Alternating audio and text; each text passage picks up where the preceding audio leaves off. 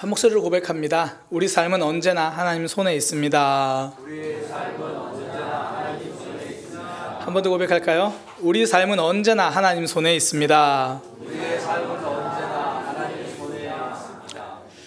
오늘 성경 복음독할 때나 교회 올 때 성경을 이렇게 가지고 다니시잖아요. 사실 두고 다니시는 분들도 있더라고요. 그러니까 아마 댁에 있으신 분들은 또 두고 다니시기도 하던데, 그렇게 내가 오래 가지고 있었던 성경, 오랫동안 보고 있었던 성경을 보면 아마도 대부분은 한두 구절 정도라도 밑줄 그어져 있는 그런 말씀들이 있을 거예요. 예를 들어 두려워하지 마라, 내가 너와 함께하리라. 거기에 줄 그어져 있게 되고, 어떤 분은 구하라 그리하면 주실 것이요, 찾으라 그리하면 찾아낼 것이요, 빨간 줄 형광펜 이렇게 하고. 근데 아마 내가 너희를 벌하리라 그런 데는 또 밑줄 또 잘 안 그어지죠. 어쨌든 우리가 이렇게 말씀을 읽다가 혹은 듣다가 정말 하나님 내게 주신 말씀이다, 그런 마음에 와닿으면 그런 말씀을 밑줄 긋기도 하고 또 붙들기도 해요. 저는 오늘 그렇게 우리 삶의 중요한 열쇠가 될 수 있는 성경 구절 하나를 좀 소개해 드리려고 합니다. 내가 힘들고 어려울 때, 또 어떨 때는 내 믿음이 흔들릴 때 내가 붙들고 서 있을 수 있는 말씀, 아니 나를 꽉 붙들어 줄 수 있는 그 말씀, 짧은 구절이지만 내 인생의 열쇠가 될 수 있는 그 한 구절을 이 시간 좀 소개하려고 합니다.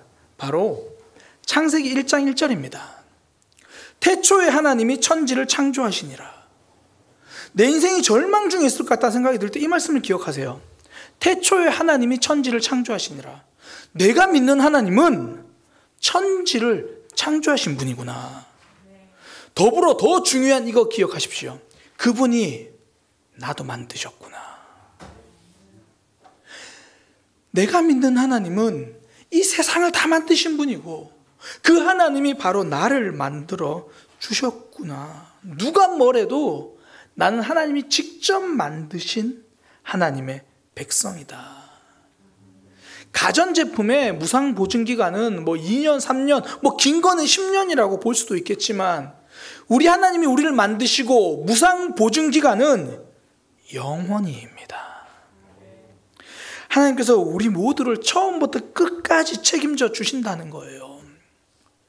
2차 세계대전 당시에 영국의 경제학자인 비버리지라는 사람이요, 영국은 이제 한 나라가 한 개인의 삶을 처음부터 끝까지 다 책임져주는 나라가 될 것입니다, 이제 그런 공약을 내세웠어요. 그래서 만든 문구가 뭐냐면 요람에서 무덤까지입니다.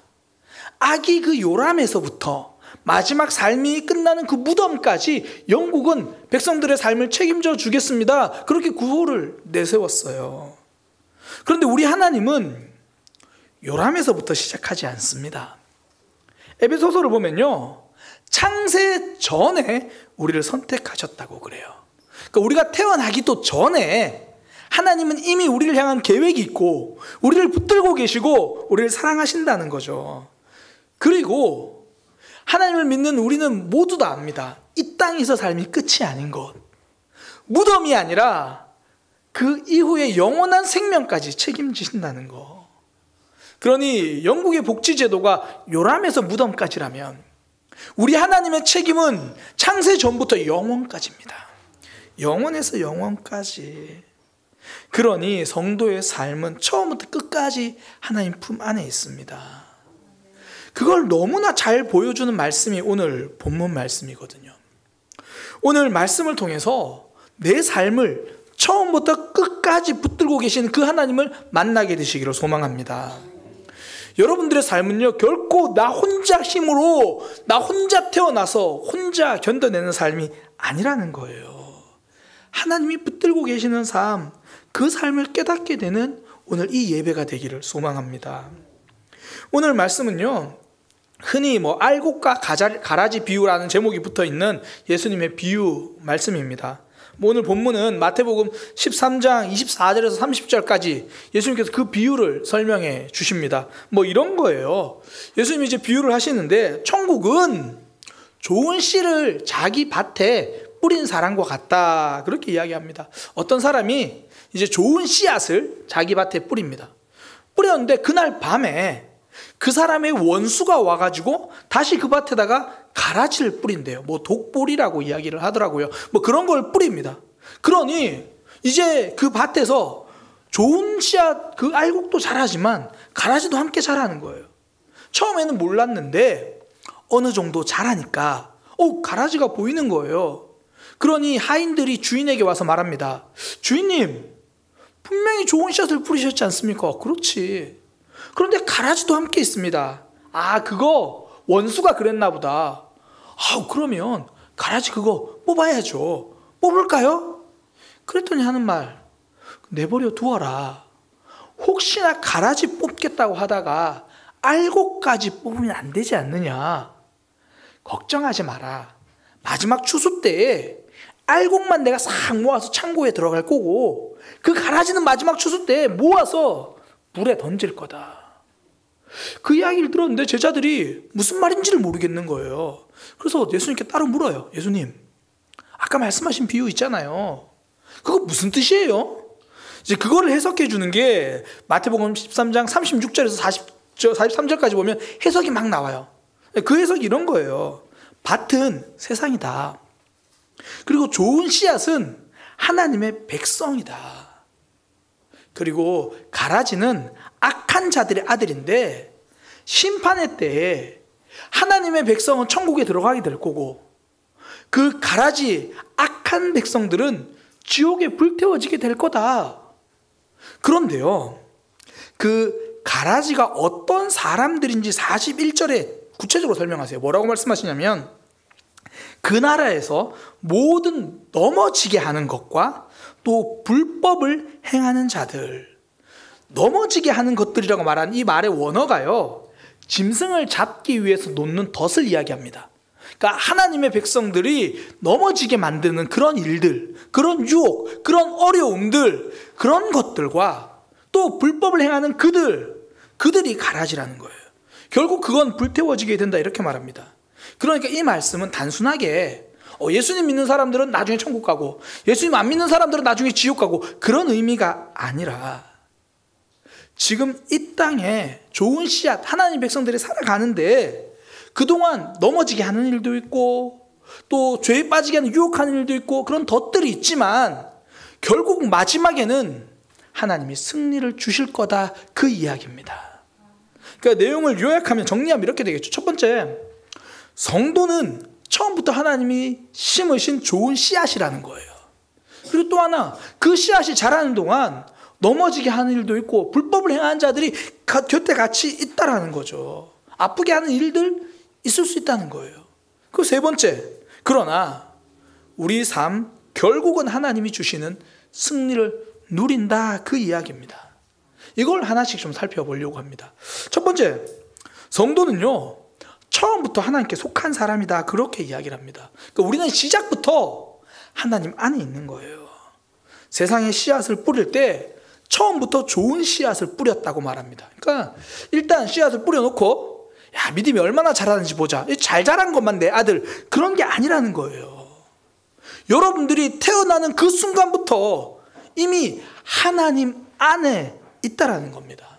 더 정확히 말하면요, 앞서 제가 말씀드린 것처럼 에베소서 말씀을 가지고 우리가 그 말씀을 깨달으면 세상을 창조하기 전부터 하나님은 우리 한 사람 한 사람 이름 불러가면서 계획하시고 기억하신다는 거예요. 예레미야 선지자에게 하나님이 나타나셔서 그에게 이렇게 말씀해 주십니다. 내가 너를 모태에 짓기 전에 너를 알았고, 그러니까 네가 태어나기 전부터 난 너를 구별하였고 그때부터 난 너를 선지자로 세웠다. 그러면 우리는 그런 생각이 들어요. 하나님, 그럼 저는 왜 하필 그런 가정에서 태어난 거예요? 하나님, 왜 나를 거기서 태어나게 하신 거죠? 하나님, 나는 태어날 때부터 왜 내 몸은 왜 이 모양이에요? 왜 제 유전자는 이런 거죠? 혹시 농구하면 키 큰다고 이야기하잖아요. 거짓말이에요. 제가 초등학교 5학년 때부터 중학교 때까지 농구를 진짜 열심히 했어요. 정말 좋아했거든요. 키 안 커요. 저 우유는 지금도 좋아해요. 혹시나 클까 싶어서 아직도 먹고 있는데 옆으로 커요. 왜 이런 유전자인가? 왜 나는 이렇게 태어났나?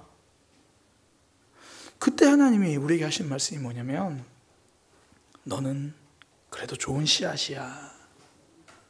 넌 처음부터 내 거야.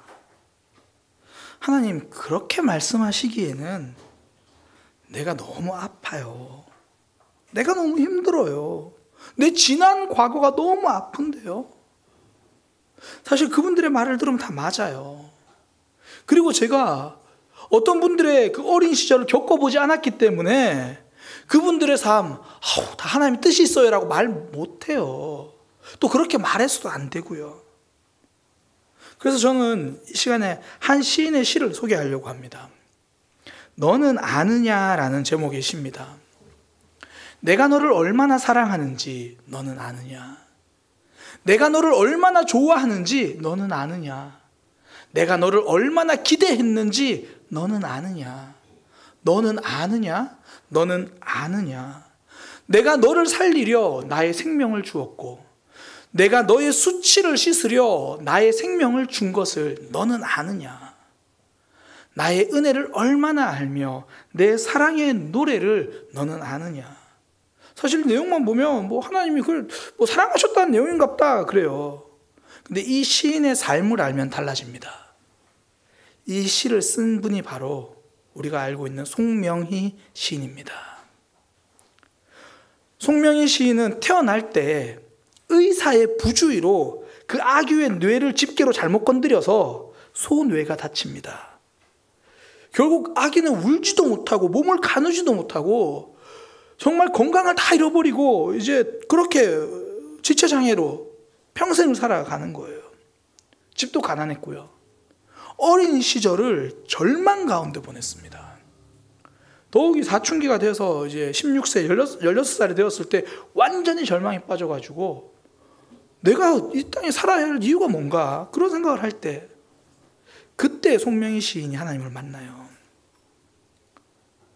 그 전까지 아마 그녀의 삶의 가장 큰 질문은 이걸 거예요. 왜 나에게? 왜 나에게 이런 일이? 이 질문이 가장 컸을 거예요. 저는 오늘 이 시가 왜 나에게라는 그녀의 질문에 하나님께서 해주신 대답이라고 생각해요. 하나님 왜 나에게 이런 일이 있어야 되나요? 너는 아느냐? 내가 너를 얼마나 사랑하는지. 하나님 사랑은 무슨이요? 왜 나에게 이런 아픔을 주셨어요? 너는 아느냐? 내가 너를 얼마나 좋아하는지. 아니 그런데 왜 그러셨냐고요? 너는 아느냐? 내가 얼마나 기대했었는지. 정말요? 그럼 내가 너를 살리려고 나의 생명을 주었단다. 어쩌면 송명희 시인은 하나님께 하나님 왜 이런 고통이 왔나요? 라는 질문에는 그 이유는 못 들었던 것 같아요. 왜 이런 일이라고 이유를 물었는데 하나님이 주신 대답은 나는 너를 사랑해. 넌 내 거야. 내가 너를 얼마나 기대하고 있는지 아니? 이 말이 그녀에겐 답이 됐던 것 같아요. 그래서 우리가 너무나 잘 아는 시 공평하신 하나님을 고백하잖아요. 나 가진 재물 없으나, 나 남이 가진 지식 없으나, 나 남에게 있는 건강 있지 않으나, 나 남이 없는 것 있으니 난 남이 못 본 것을 보았습니다. 난 남이 듣지 못한 음성을 들었습니다. 난 남이 받지 못한 사랑을 받았습니다. 난 남이 깨닫지 못하는 거, 모르는 걸 깨달았습니다. 그래서 고백합니다. 공평하신 하나님. 태어날 때 의사의 실수로 전신마비가 되어 평생을 살아야 하는 그녀가 하는 고백. 공평하신 하나님.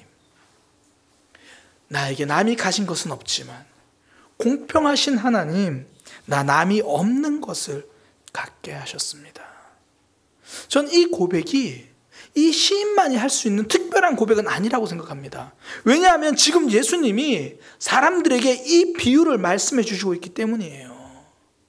지금 이 말씀을 듣고 있는 사람들은 어쩌면 가라지로 표현되는 불법을 행하는 자들 때문에 고통받고 있는 사람들일 거예요. 넘어지게 하는 일들이라고 표현된 그런 일들 때문에 짓밟히기도 하고 무너지기도 하고 이유 없는 아픔 때문에 힘들어하는 그런 상황일 거예요. 그때 예수님이 그들에게 주신 첫 번째 위로, 아니 우리에게 주시는 첫 번째 위로, 넌 처음부터 내가 심은 좋은 씨앗이야. 너는 내 것이야. 우리가 태어나기 전부터 이미 우리는 하나님의 손 안에 있었다는 거예요. 그러니 의사의 부주의로 인해 태어나자마자 그 아기의 뇌가 손상시켰을지는 몰라도 하나님은 그 아기의 삶을 계속 붙들고 계셨습니다. 사람들을 외면하고 무시하고 상처 주고, 아니 내가 나 스스로 내 몸과 내 마음 때문에 나를 힘들게 하고 있을 때라도 하나님은 끝까지 우리를 붙들고 계셨습니다. 사단의 속임수가 하나 있는데요. 지금 삶이 아프면 지난 삶의 은혜를 자꾸 못 보게 만들어요. 지금까지 돌아보니 하나님이 나를 지키셨는데, 목사님 제가 어릴 때 왕따를 당해서요 너무 힘들어요. 아직도 그 상처가 남아있어요. 근데 그 상처에만 눈이 가려서 그렇게 나쁜 아이들이 나를 괴롭힐 때도 교회 선생님들을 통해서 또 주변 사람들을 통해서 때로는 알 수 없는 나의 하나님께서 붙들어 주신 그 덕분에 내가 여기까지 온 그 은혜를 가려버리는 거예요. 지금까지 우리는 하나님의 은혜 덕분에 왔습니다.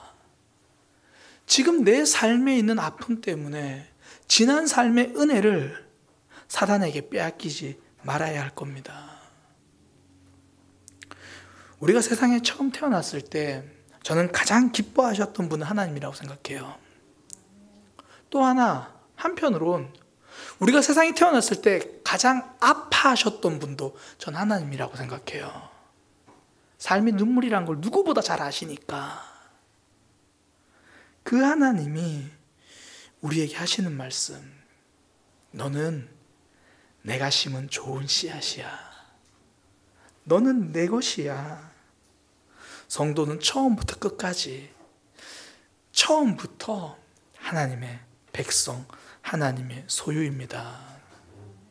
아직 남은 상처가 있고 마음속에 아픔이 있을 수 있습니다. 그러나 지금 아픔 때문에 지난 삶의 은혜와 감사를 빼앗기지 않기를 소망합니다. 많이 아픈 날도 있죠. 그러나 하나님은 우리가 태어나는 순간부터, 아니 창세 이전에 그 전부터 우리를 붙들어주고 지켜주고 계셨습니다. 그분이 우리가 믿는 하나님이십니다. 그러니 우리 이 감사절에 하나님, 지금 아직 있는 상처 때문에 지난 하나님의 그 은혜를 놓치지 않고 감사하는 삶이 되겠습니다. 그렇게 고백하는 믿음의 삶이 되기를 소망합니다. 두 번째, 하나님은 지금도 우리를 보호하고 계신다라는 거예요. 알곡과 가라지 비유를 보면요, 곡식이 점점 자라면서 이 가라지가 보이기 시작합니다. 그랬더니 일꾼들이 이제 말을 하는 거죠. 저 가라지 뽑을까요? 그때 주인이 한 말, 내버려 두어라. 그 이유가, 야 가라지 뽑기 힘들지 않느냐, 그게 아니라 가라지 뽑다가 곡식이 상할까 봐 그런다. 왜 내버려 두라고 하십니까? 곡식 보호하려고 그래요. 곡식 입장에서는 그래요. 아, 이 가라지 언제 없어지나? 이 아픔 언제 사라지나? 주인이 아무것도 안 해주는 것 같아요. 그러나 지금 주인의 결정은 곡식을 위한 결정입니다. 내 눈엔 아무것도 안 하는 것처럼 보이지만 하나님은 보호하고 계신다는 거예요. 아무 일이 없어도 하나님은 일하십니다. 지난주에 이제 저희 구역에서 구역 나눔을 하다가 한 분이 이제 한 주간 특별한 일이 없었습니다 라고 말씀을 하시더라고요. 근데 그 말을 듣는 구역 식구들이 거의 이구동성으로, 야 정말 큰 은혜네요, 그런 얘기를 했어요. 아무 일이 없다는 거 정말 큰 은혜입니다. 이제 그 얘기를 듣고 제가 그러면서라고 제가 창세기 이야기를 꺼냈어요. 그러니까 목사가 구역 교사면 이런 단점이 있습니다. 나눔을 했는데 갑자기 성경 말씀을 가지고 막 설명하기 시작하는 거예요. 창세기에 보면 아브라함, 이삭, 야곱 이야기가 나옵니다. 그런데 그 중에 분량이 제일 짧은 사람이 이삭입니다. 더 놀라운 건 가장 오래 산 사람도 이삭입니다. 아브라함은 분량이 이삭보다 길어요. 왜 그렇습니까? 불순종했던 세월도 있고 또 하가를 취했던 세월도 있고 많은 불순종의 세월, 아픔의 세월이 있어서 내용이 좀 길어요. 야곱은 더 길어요. 자녀들이 속을 엄청 썩여요. 길어요. 이삭은요 오래 살았는데 짧아요. 이야기는 짧아요. 특별한 이야기가 별로 없어요. 저는 우리 모두가 그 은혜를 누리기를 소망합니다. 아픔이 있었는데 회복시켜 주셨습니다. 이것도 감사하죠. 그러나 아무 일 없는 것 같았는데 하나님은 여전히 우리 가운데 일하고 계심을 발견할 수 있는 믿음의 삶 되기를 소망합니다. 제가 아는 목사님께서요 본인 교회 성도에 대한 간증을 나누어 주셨습니다. 그 성도가 이제 은퇴하고 이제 60이 조금 넘었는데 2019년 하반기에 사업을 시작했다는 거예요. 이쯤 되면 탄식을 하셔야 돼요. 2019년 하반기에 첫 사업을 시작했다는 거예요. 그해 겨울에 코로나가 왔습니다. 2020년 2월에 우리나라는 그때 왔잖아요. 뭐 퇴직금 갖고 시작했지만 태반이 은행 대출이죠. 자본금이 많은 것도 아니고 빚을 냈었어요. 그러니까 시작하자마자 아니 제대로 시작도 못 해보고 망한 거예요. 말 그대로 그 장사를 접었어요. 근데 그 부부가 하는 말이 아우 이래서 갚으면 되죠. 우리 부부가 일할 수 있잖아요. 하나님이 그래도 우리 부부의 건강을 지켜주고 계시고 우리 부부가 서로 원망하지 않고 함께 기도하게 해주셨잖아요. 그러면서 오히려 감사를 고백하더라는 거예요. 그 모습을 보면서 목사님은 감사가 무엇인지 깨달았다는 이야기를 하시더라고요. 감사는 아무것도 안 하고 계신 것을 보는 게 아니라 지금도 그 가운데서 무엇을 하고 계신지를 보는 거다. 사업만 보면 하나님이 아무것도 안 하고 계신 것 같아요. 그렇게 고백할 정도의 부부니까 기도 안 했겠습니까? 하나님 어떻게든 이 사업 도와주세요. 우리가 지금 여기 드린 수고와 그 자금을 알지 않습니까? 얼마나 기도했을까요? 근데 결국 문 닫았어요. 그런데 하나님이 일하지 않은 것, 안 도와주신 것을 본 게 아니라 그 속에서 우리 건강 지켜주셨잖아요. 그 속에서 우리 믿음 지켜주셨잖아요. 지금 하고 계신 것, 그걸 보더라는 거예요. 뭐 우리 교회 집사님들도 그래요. 뭐 제가 오늘 우리 구역 식구들 이야기 많이 합니다. 오늘 계신데 정지원 집사님 가끔씩 고백하다 그런 얘기를 해요. 진짜 감사할 때는 정말 내가 암이 탁 받았을 그때였다. 그때 정말 하나님 붙들고 있었고 그때 정말 하나님 앞에 내가 의지하며 살아왔다. 왜 나에게 암이 찾아왔는가? 하나님이 건강하게 안 해주신 걸 본 게 아니라 그 가운데서 나의 믿음 붙들어주셨던 하나님을 보는 거죠. 그것이 감사고요. 그때 우리는 견딥니다.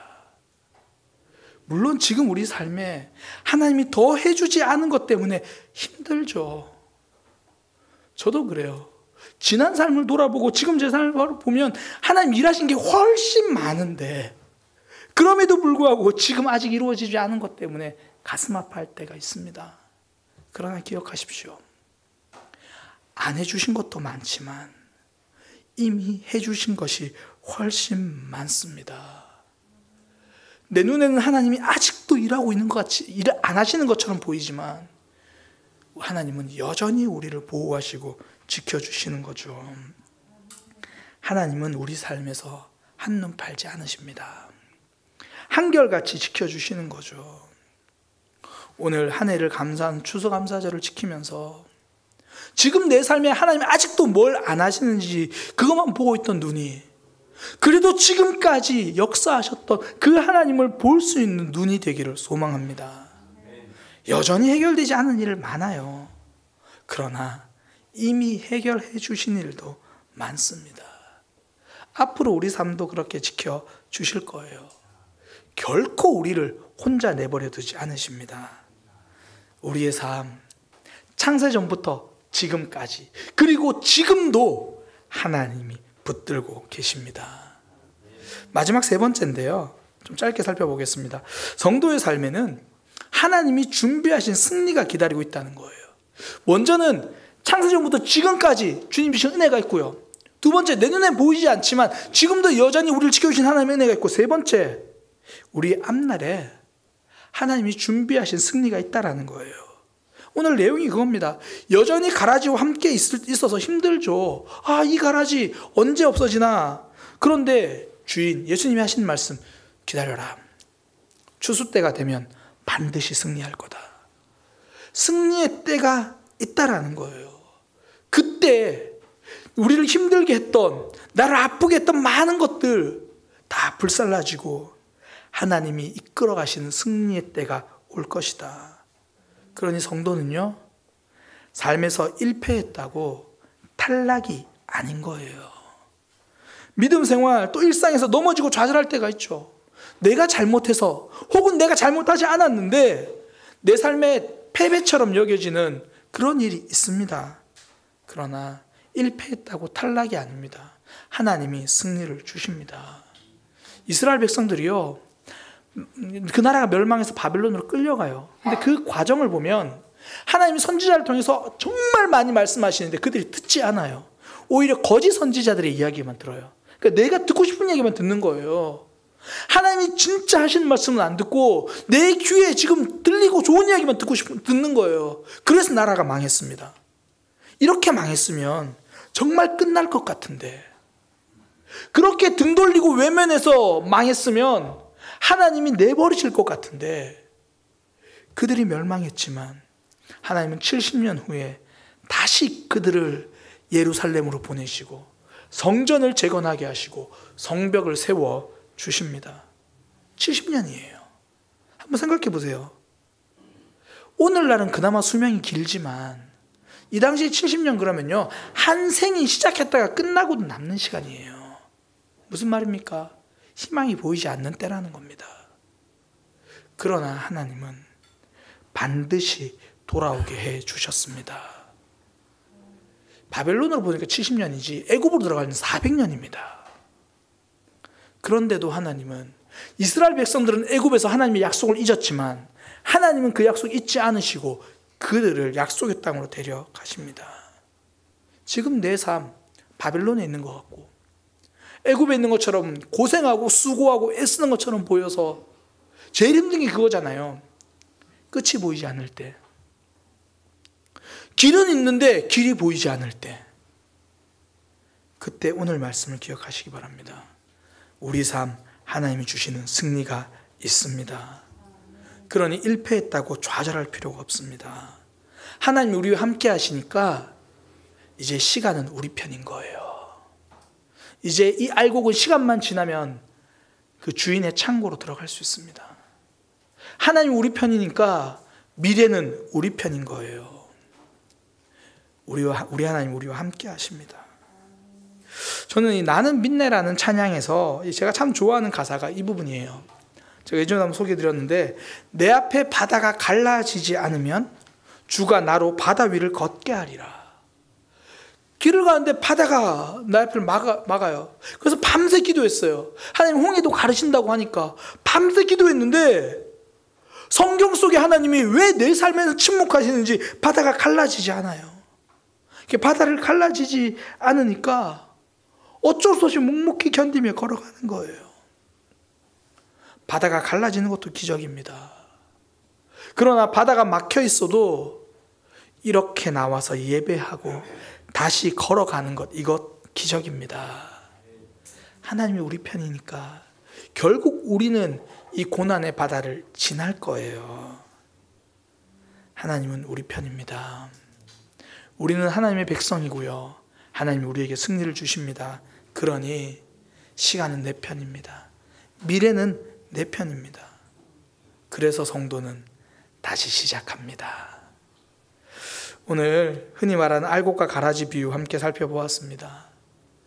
우리가 감사해야 될 것 3가지 기억합니다. 지금까지 우리 인도하신 하나님, 지금 삶에서 아픔 때문에 지난 삶의 인도하심, 나를 붙들고 계심을 놓치지 않게 하여 주옵소서. 무엇보다 아무것도 안 하고 계시는 것처럼 보이는 그것 바라보느라 일하고 계신 하나님을 놓치지 않게 하여 주옵소서. 무엇보다 앞으로 우리의 삶 승리하게 하실 하나님, 그 하나님 붙들고 살아가게 하여 주옵소서.